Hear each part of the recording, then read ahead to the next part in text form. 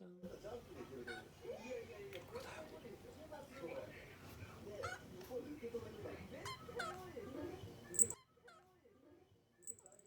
あんちゃん。あお。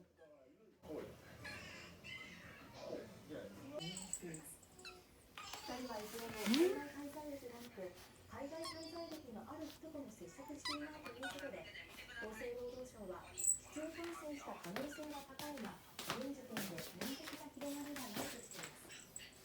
市中感染が疑われる変異ウイルスの感染者は全国で6人目となりました。わずか数千人で路上生活も。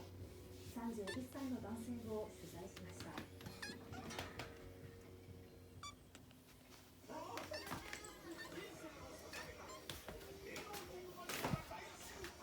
あんちゃん。